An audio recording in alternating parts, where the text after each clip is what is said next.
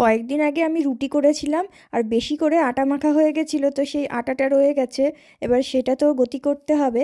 তো আজকে ভাবলাম বাকি আটাটা দিয়ে রুটি করে নিই, আর রুটির সাথে একটা তরকারি করি। আর এই কুমড়ো কাটতে গিয়ে আমার জীবন বেরিয়ে যাচ্ছিল। কুমড়োগুলো খেতে অসাধারণ হয়, কিন্তু কাটতে গেলে না প্রচণ্ড কষ্ট হয়, প্রচণ্ড শক্ত হয়। এগুলোকে বাটারনাট স্কোয়াশ বলে। আর আমাদের যে দেশি কুমড়োগুলো, ওগুলো এশিয়ান সবগুলোতে পাওয়া যায়, কিন্তু অবশ্যই ওগুলোর দাম বেশি হয়। তো সেই জন্য এই লোকাল শপগুলোতে এই কুমড়োগুলো পাওয়া যায়, এগুলোই নিয়ে আসি, আর খেতে তো ভালোই হয়। তো আজকে আলু, কুমড়ো আর গাজর দিয়ে তরকারি করব। ওই সর্ষের তেলে একটু গোটা জিরে ফোড়ন দিয়ে তারপর সব সবজিগুলো দিয়ে দিয়েছি।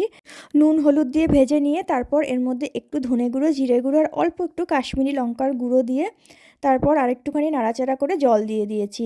তো আজকে একটুখানি পাতলা পাতলাই করব। আর এই রুটিটা আজকে বেশ ভালো ফুলেছে। এই বাড়িতে তো গ্যাস নেই, সেই জন্য প্যানের ওপরেই রুটিটাকে ফোলানোর চেষ্টা করি, এইভাবে কাপড় দিয়ে ঘুরিয়ে ঘুরিয়ে। তো যাই হোক, আমার রুটি এখন হয়ে গেছে। এদিকে শসা পেঁয়াজটাও কেটে নিয়েছি। চলো এবার ঝটফট খাওয়াটাও সেরে ফেলি।